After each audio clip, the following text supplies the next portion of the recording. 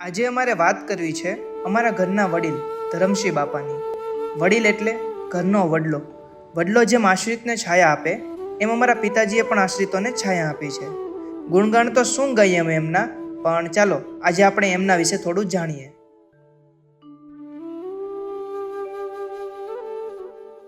ધરમસિંહ બાપા વિશે વાત કરવામાં જઈએ તો ધરમસિંહ બાપા નાનપણમાં 13 વર્ષની ઉંમરે પાલીતાણા નોકરી અર્થે ગયેલા. આ વાત મારા દાદા પાસેથી મેં સાંભળેલી. ધરમસિંહ બાપા નાનપણથી જ ખંતથી કામ કરતા હતા. ધરમસિંહ બાપા વેપાર ક્ષેત્રે ખૂબ નામના મેળવી આ ગામની અંદર પોતે નાનપણથી જ વેપાર કરતા હતા. વેપાર ક્ષેત્રે ખૂબ મોટું નામ ધરમસિંહ બાપાનું. ધરમસિંહ બાપા 74-75માં જિલ્લા પંચાયતની ચૂંટણી લડ્યા. આ ગામનું ખૂબ આજુબાજુના ગામોનું પણ ખૂબ કામ કર્યું. આજુબાજુના ગામોની બાપા સાથે એટલી બધી લાગણી હતી. કોઈનો પણ નાનો મોટો પ્રસંગ હોય તો એને જે પૈસાની જરૂર હોય તો અડધી રાતે બાપા પાસે આવે, અને બાપા પાસે આવે તો એ સમયે આ વાતો બધી મારા દાદા પાસેથી મેં સાંભળેલી કે રોટલો ખાધા વગર દાદા પાસેથી જાય નહીં. ધરમસિંહ બાપા પાસે જમ્યા સિવાય જાય નહીં કોઈ. આ રીતનું એમનું બાપાનું જીવન હતું. એટલે લોકોએ એવું વિચાર્યું કે બાપાને સરપંચ બનાવી. તો ધરમસિંહ બાપા તો ના જ પાડતા હતા, પણ એમના કાકા ધારસીભાઈ કે ધારસી કાકાના હિસાબે પોતે સરપંચ બન્યા. એમની વાત ના ન પાડી શક્યા એટલે ભીમાસર ગામના સરપંચ બન્યા. સરપંચ બન્યા એટલે એ ટાઈમે મૂડીમાં ધરમસિંહ બાપાની માનું નામ હતું મૂડીમાં અને ધારસી કાકાના કહેવાથી પ્રથમ પ્રતિજ્ઞા લીધી હતી કે ગ્રામ પંચાયતનું પાણી પણ હું નહીં પીવું. એટલે તુલસીના પાંદડે ઝર લીધા હતા કે હું પાણી ગ્રામ પંચાયતનું નહીં પીવું, 1 રૂપિયો ખોટો ગ્રામ પંચાયતનો ક્યાંય નહીં જવા દઉં. એ રીતે પોતે ગ્રામ પંચાયતના સરપંચ બન્યા અને આ ગામનું પ્રથમ ગામ તળાવનું ખોદણ કરાવ્યું અને ઘાટ બંધાયા.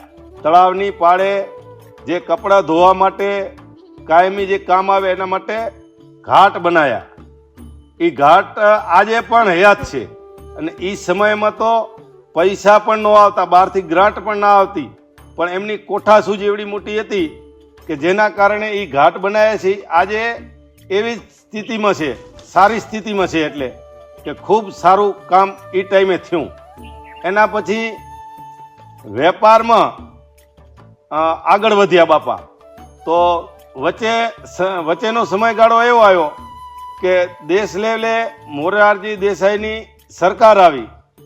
એ વખતે વેપારમાં મહારાષ્ટ્રની અંદર જે કપાસ ઉત્પાદન કરતા ખેડૂતો, એ કપાસ જાહેર બજારમાં વધારે પડતો માલ આવ્યો અને બધાને લાયસન્સ આપવામાં આવ્યા અને ખેડૂતોનો માલ જાહેર બજારમાં આવતા કપાસના ભાવ ડીમ થઈ ગયા. એમાં બાપા એ વખતે વેપારમાં બહુ મોટું નુકસાન ભોગ્યું હતું. એટલે પોતાની વ્યવહાર સાચવવા માટે પોતાની સારી મિલકતો પણ વેચીને પણ એમણે પોતાનો વ્યવહાર જાળવી રાખ્યો હતો બાપાએ. કેમ કે વ્યવહારને પહેલું એ માનતા હતા કે પોતાની ક્રેડિટ ક્યાંય ડાઉન ના થવી જોઈએ એ સમયમાં. એટલે પોતાની સારામાં સારી મિલકતો વેચીને પણ પોતાનો વ્યવહાર એમણે જાળવી રાખ્યો હતો. આવું હતું બાપાનું જીવન. આ વિસ્તારની અંદર ધરમસિંહ બાપા જાહેર જીવનના માણસ હતા, ખૂબ કામ કર્યું. એમની સાથે પણ સૌરૂપીબા પણ આવેલા કોઈ પણ ઘરે મહેમાન આવ્યા હોય તો એ રોટલો ખાધા વગર ના જાય, ચા પાણી કર્યા વગર ના જાય. ધરમસિંહ બાપા કદાચ ઘરે ન હોય તો પણ બા કેરે કોઈને રોટલો ખાધા વગર કે ચા પાણી વગર જવા ન દેતા. બાનું પણ કામ એવું હતું કે એ ઘરની અંદર કોઈ પણ મહેમાન આવ્યા હોય તો એ ક્યારે ધરમસિંહ બાપાની ખોટ વર્તાવા ન દેતા. એવું અમે આ નજર જોયું છે. બાપા એના પછી 1986-87ની વાત કરીએ તો 1986-87માં અહીંયા તાલુકા પંચાયત જિલ્લા પંચાયતની ચૂંટણીમાં પોતે પ્રાગપરની અટપટી સીટ ઉપર ચૂંટણી લડ્યા અને બાપા જીત્યા. એ વખતે પણ તાલુકા પંચાયતમાં એના અમે સૌ સાક્ષી છીએ. આજે ફોટોગ્રાફ મારી પાસે છે આજની તારીખમાં, જે એ વખતે તાલુકા પંચાયતમાં બાપા ચૂંટણી લડ્યા એમની સાથે અમે પ્રચાર કર્યો, વિજય સરઘસ કાઢ્યું, એના આજની તારીખ મેં ફોટોગ્રાફ અમારી જોડે છે. એટલે અમે એના સાક્ષી છીએ કે બાપાની કામ કરવાની જે કુનેહ હતી કે એમની કોઠાસૂઝ એવડી બધી હતી કે 86-87માં પોતે તાલુકા પંચાયતના સભ્ય બન્યા પછી આ વિસ્તારમાં દુષ્કાળની પરિસ્થિતિ હતી, તો ઢોરવાડા ચાલુ કરાવી, કેટલ કેમ્પ પોતાના જીનમાં આજુબાજુમાં ચાલુ કરાવીને આજુબાજુના બધાય ગામડાઓના પશુધન બચી રહે એટલા માટે જબરજસ્ત મહેનત કરી હતી. પશુધન માટે એમણે રાત દિવસ એક કરીને આજુબાજુના વિસ્તારોના પણ પશુધનને બચાવ્યા. એટલે દુષ્કાળની અંદર આવા કપરા સમયની અંદર બાપા લોકોને પડખે ઉભા રહ્યા હતા. એટલે લોકોમાં ખૂબ બાપા પ્રત્યે લાગણી હતી. બાપા સતત લોકો સાથે બેસવાવાળા વ્યક્તિ હતા. એમને ત્યાં વરણું, સુખપર, લખાગઢ આજુબાજુના બધાય ગામોના વેપાર અર્થે પણ ગાડા જોડીને ભીમાસર આવતા હતા અને બાપા જોડે એવડા મોટા સંબંધો હતા. અને બાપાનો એક ધ્યેય એવો હતો કે કોઈનો સારા નરસા પ્રસંગો હોય તો એમાં આપણે કેમ ઉપયોગી થવું, બધાને ઉપયોગી થવાની ભાવના બાપાનામાં હતી. નકા એ ટાઈમની વાત કરીએ તો એ ટાઈમમાં બાપા ધારત તો લખાગઢની બધી જમીન બાપા ગણે હતી, છતાં બાપાની ભાવના એવી હતી કે હું જમીન અઘાટ લઈ લઈશ તો હું પછી એ લોકો ખેડૂત પણ નહીં રહી શકે. એટલે પોતે એના પ્રસંગ માટે રૂપિયા આપતા હતા, પણ જમીન પોતે ક્યારેય અઘાટ ના લીધી અને વિટંતર રાખી અને એના પ્રસંગોમાં ખૂબ ઉપયોગી થયા બાપા. અને એના પછીની વાત કરું તો અમે 1995માં અમારે ભીમાસર ગામની પંચાયતની ચૂંટણી અનામત હતી સરપંચની. એ વખતે પણ સાથે મળીને અમે સરપંચની ચૂંટણી લડ્યા, અમે બધા સભ્યો થયા એ ટાઈમે. અને એના પછી 2005ની વાત કરીએ તો આ ગામની અંદર પાણી પીવાની પરિસ્થિતિ એવી હતી, રાત્રે એક દીકરી કૂવામાં ઉતરે અને બીજી દીકરી બારે ઊભી પાણી ખેંચે અને વાટકાથી પાણી ભરે એવી આ ગામની પરિસ્થિતિ હતી ભીમાસરની. ત્યારે એ ટાઈમે બાપા બહાર નીકળ્યા અને બાપા ઉપર ગામને પણ એવડો ભરોસો હતો એટલે પાણી સમિતિની એક રચના કરી. પાણી સમિતિ અને વાસ્મો દ્વારા પાણી સમિતિની રચના કરી અને 62 લાખ રૂપિયા જેવી માતબર રકમની પાણી યોજના બનાવી ભીમાસરમાં. અને એ બાપા ઉપર સંપૂર્ણ ગામને વિશ્વાસ હતો એટલે જ એ કામમાં સાર્થક થયા અમે બધાએ. અને 62 લાખ રૂપિયાનો વહીવટ બાપાની સહીનથી થયો, કેમ કે બાપા ઉપર બધાને વિશ્વાસ હતો કે ધરમસિંહ બાપા આની અંદર ઉપપ્રમુખ તરીકે રહે તો કામ 100% સફળ થશે. અને અમે બધા સાથે રહ્યા, બાપાના માર્ગદર્શન નીચે કામ કર્યું. અમે બધાએ અમારું પણ ઘડતર થયું બાપાના નીચે કામ કરવાથી. અને બાપાનો સ્વભાવ એટલો બધો સૌમ્ય હતો કે એની વાત જ ના પૂછો. ધરમસિંહ બાપા એટલે અડધી રાતે માણસને એમ થાય કે કામ હોય તો ધરમસિંહ બાપા કણે જઈએ.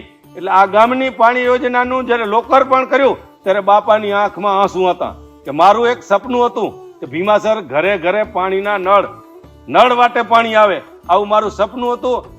મારું સપનું આજે પૂરું થયું. આવું જાહેર સભાની અંદર બાપાએ કીધેલું એ ટાઈમે. અને એ ટાઈમે એક વડીલ બોલ્યા હતા કે મેં સપનામાં નહોતું વિચાર્યું કે આ ગામમાં નળ વાટે પાણી આવે, પણ ધરમસિંહ બાપાએ કીધું કે મારું સપનું હતું. એટલે એ સપનું સાકાર થયું, એના અમે બધા સાક્ષી છીએ. ધરમસિંહ બાપા ભીમાસર, લખાગઢ અને ભૂટકિયા આ ત્રણેય ગામોમાં ખેતીની જમીન ધરાવે.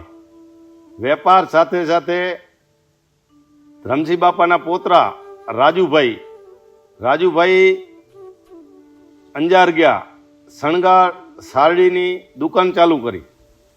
એટલે એમની સાથે સાથે વેલજીભાઈ ધરમસિંહ બાપાના દીકરા પણ ત્યાં શિફ્ટ થયા. ધીરે ધીરે ધરમસિંહ બાપા પણ સુરેશભાઈ અને બધાએ ત્યાં અંજાર શિફ્ટ થયા. અને ત્યાં પણ શણગાર સાડીની દુકાન સાથે સાથે વેપાર પણ ત્યાં પણ ચાલુ કર્યો. વેપાર ત્યાં ચાલુ કર્યો. એના પછી ધરમસિંહ બાપા થોડાક સમય પછી લપસી ગયા અને એમને ફ્રેક્ચર થયું. ઘણા ટાઈમ સુધી આમ પોતાનું મનોબળ બહુ મજબૂત હતું, છતાં ઘણું બધું ડેમેજ થયું. એના કારણે અમે ઘણી વખત મળતા તો એમના અવાજમાં કોઈ દી ક્યાંય ફરક અમને ના લાગ્યો કે બાપાને આટલું બધું ઇન્જર થયા છતાંય મન ઉપર એવું કંઈ ન લાગ્યું અમને કોઈ દિવસ. એના પછી 90 વર્ષની ઉંમરે બાપાનું દેહાંત થયું. 1/10/2016 બાપા ગુજરી ગયા. એટલે એમની જીવનની ઝાંખી આ રીતની છે. ભીમાસર ગામની અંદર જાહેર જીવનમાં ખૂબ કામ કર્યું બાપાએ, વેપાર ક્ષેત્રે ખૂબ કામ કર્યું ધરમસિંહ બાપાના દીકરા વેલજીભાઈ પણ ખૂબ નામના મેળવી છે. એમના પૌત્ર રાજેશ પછી રાજેશભાઈના પણ દીકરા ધ્રુવ સાથે અમારી મુલાકાત થાય રહી. એટલે અમને આનંદ થાય કે ધરમસિંહ બાપાનો પરિવાર, ધરમસિંહ બાપા જે કામગીરી કરી ગયા એનું અમને બધાને લાભ મળી રહ્યો છે. જીવનમાં ધરમસિંહ બાપા ઘણા બધા કામ કરતા ગયા છે. મારા દાદા એટલે મારે ત્રીજી પેઢીએ દાદા ને સગા કાકા ગણતા હતા ધરમસિંહ બાપા. એટલે હું આ પરિવારથી એટલો બધો નજીકથી જોડાયેલો છું. એટલે મને બાપાની જીવન વિશે પણ ઘણી બધી ખબર છે કે મારા દાદા પાસેથી મેં વાત સાંભળી હોય, મેં રૂબરૂ પણ 1986-87 થી એના જાહેર જીવનમાં એમની સાથે રહ્યો છું. એટલે હું ઘણું બધું બાપા વિશે જાણું છું. એટલે જ આજ હું આ મારો વિચાર વ્યક્ત કરી શક્યો છું.